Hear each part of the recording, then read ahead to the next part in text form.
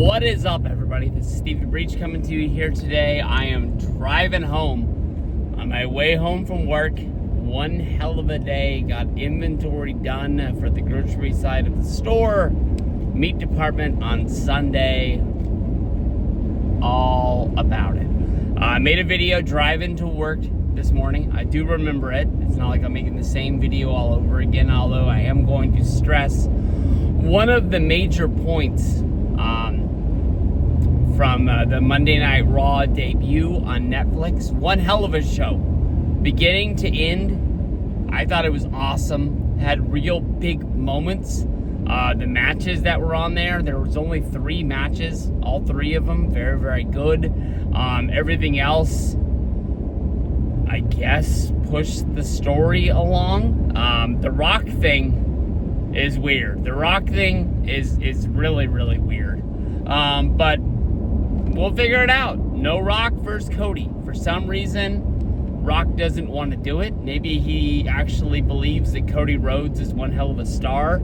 And I don't want to say he's going to outshine him, because The Rock's definitely going to play the heel. Maybe The Rock wanted to turn babyface, and there's no place for him to do it on the card. I don't know. Maybe we'll see him somehow in whatever Roman Reigns does. If Roman Reigns goes to WrestleMania, has a match against CM Punk, maybe we have The Rock come down if Roman loses 2 WrestleManias in a row and just basically says, this is not the way the family does it. You can't be walking around without Ulafala anymore, and I'm going to be the guy who's going to take it. And maybe that's why we have the storyline, maybe that's why we had the rumor that they wanted to turn the Ulafala into its own championship within WWE, where people are actually fighting for it. I don't know. That's the only thing I can kind of get to it. But today, overwhelming, the one thing from Monday Night Raw that most people are talking about is Hulk Hogan getting booed out of the building.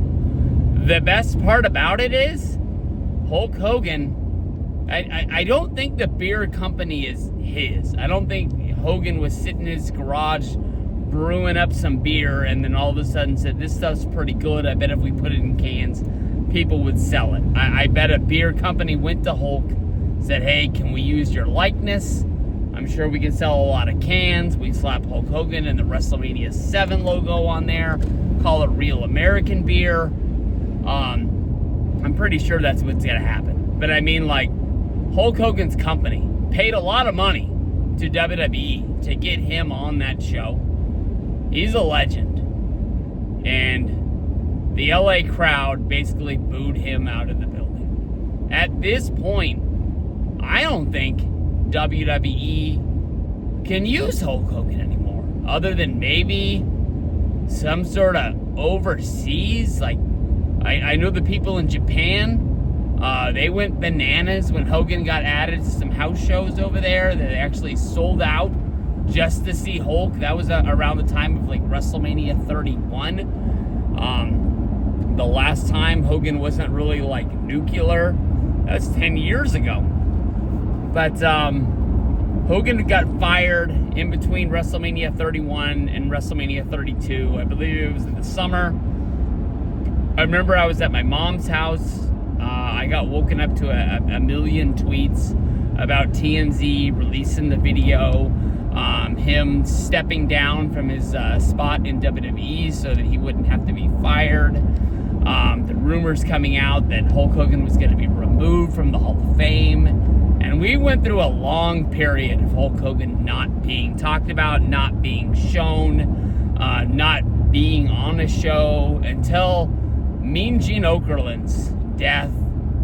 And they brought him back to say, thank you, Mean Gene. That was on like a Madison Square Garden show. I want to say that was like in 2000. If I'm guessing, I think that was like 2019, maybe 2018. And they brought him out in New York, which is a very strong crowd, but they all loved Mean Gene Okerlund. Hulk Hogan was probably the best person to give like a eulogy promo for Mean Gene. You're thinking, I'll tell you what, brother. I didn't even say the right thing. I was going to talk about it. They go, oh, Mean Gene. let me tell you something. But that was horrible. That was probably the worst of all time.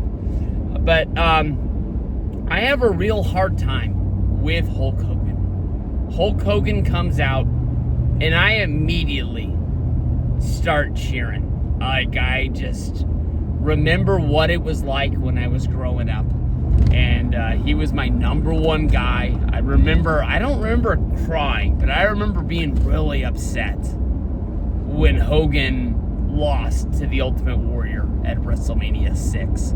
I didn't know what the world was going to be like with Hulk Hogan not being the WWF champion. I know that we had like a little bit of a time period when the Macho Man had the belt from between WrestleMania 4 and WrestleMania 5. But at least there was the storyline that Hogan got screwed out of it. Hogan was okay with the fact because, Savage was his friend. And then Hogan ended up getting it back when they turned on each other. And that's another story for another day, that you look at it in an adult's eyes and you're like, how is Hogan not the bad guy here? He was stealing Macho Man's woman right from underneath his nose. Wasn't even hiding it. But I know that when Hogan comes out, I immediately have this feeling of guilt. Like, I know he's not somebody that I should be cheering for. I mean, Hogan is not a politician. I was at my mom's house when Hogan came out during the convention, and my mom is a very she cares about all the news that's on TV. She really cared about the election. She's not the biggest Hulk Hogan fan, if we can just put it that way. And I honestly felt embarrassed that Hulk was up there hulking up during the Republican convention. I mean, it just, I don't know. I mean, I think they were trying to reach a core group of people out there that didn't know what they were going to vote for. And I love Kid Rock. I listen to Kid Rock on the radio a lot. What the fuck are they doing? But, I didn't really think like that was the time and the place for Kid Rock to be going out there and doing what he's doing. But I don't hate Kid Rock. On the other hand, Hulk Hogan, I know what he did at that point in his life was wrong. And I feel like, I don't think he thinks he did anything wrong other than the fact that somebody recorded it, somebody released it, and then everybody heard it. I am a huge Hulk Hogan fan. If Hulk Hogan's name is in the news, normally I'm going to read the story. If it's a clip of Hulk Hogan, especially a news clip, I'm going to watch it to find out what's going on with him. I never heard Hulk Hogan mutter anything close to the fact of, I'm sorry, I apologize, I've learned from the situation. He didn't give an exclamation of he was upset in the moment or anything. Like, I don't know, man. And this is a guy that, when we were growing up, stood for everything that was right in the world. Take your vitamins, say your prayers, and I don't know. The weirdest thing about it is there's never like a sit-down interview with the man, Terry Bollea, who is Hulk Hogan. He has like become the cartoon character of Hulk Hogan 24/7. To a point, what Hulk Hogan said in an interview like 2 years ago, where he just said that wrestling fans are very forgiving, and then he related himself to Chris Benoit, saying if they can forgive Chris Benoit, they can forgive anybody. I truly believe that wrestling fans are forgiving. There's a lot of people in wrestling who have done very bad things, who have been forgiven if they asked for it. My biggest thing with Hulk Hogan is that he has never asked for it. He's never said anything close to that. I think if Hulk does not want to get those moments in WWE anymore, I think he has to come clean in some sort of... I don't think Oprah has a TV show anymore, or I don't think Dr. Phil does, but he has to have some sort of a sit-down, come-to-Jesus meeting, with the people out there and let them know how he feels. And he's not going to reach everyone the first time he does it. He's probably going to have to do it more than once. When he was going on TV talk shows with Larry King and things like that to get his name out there and sell Hulkamania t-shirts back in the day when things went bad, that was the point that he should have done it. That's why you go on so many shows, so people can hear your story and relate to what you're doing.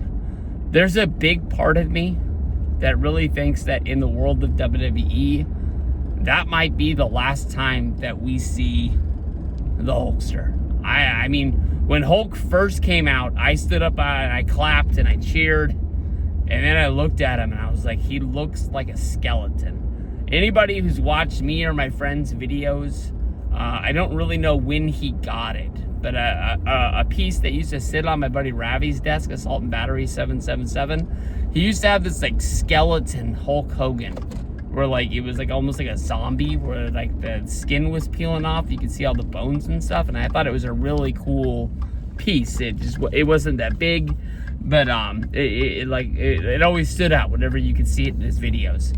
And that's what he looked like to me. He's not dead, but he looked close to death. He's a pretty built guy too. It's just that I just was shocked to see him like that. But with the boos, I don't think he's going to want it. I don't think that he's going to think that they have a chance to turn him. I asked a question for the Kevin Nash podcast. Click This. I listen to it every Monday. It's my favorite show that I listen to on during my Monday ones. Now that they moved the draft from Barstool Chicago from Mondays to Tuesdays.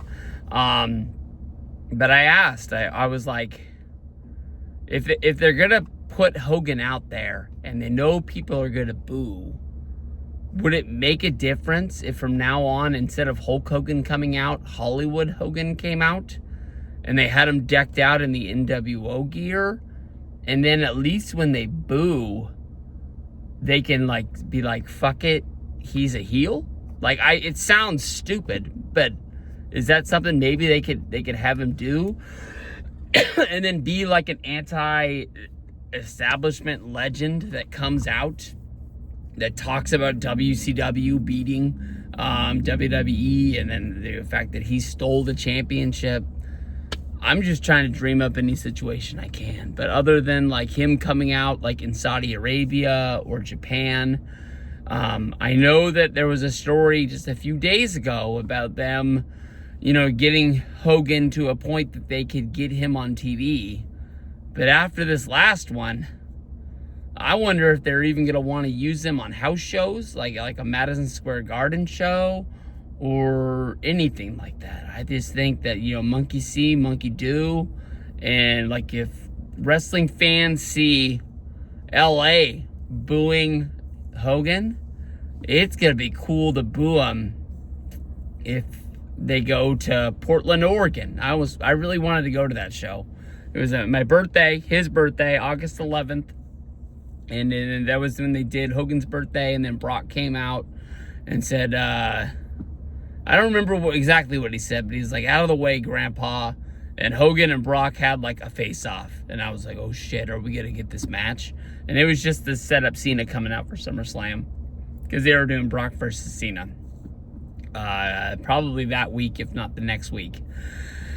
But I don't know. I mean, I'm pretty much done thinking up ways to see Hogan in the ring again. If I'm so against Ric Flair doing one more match, I should be against Hogan doing it, but I've always wanted him to have some sort of an Andre the Giant Memorial Battle Royal moment at WrestleMania.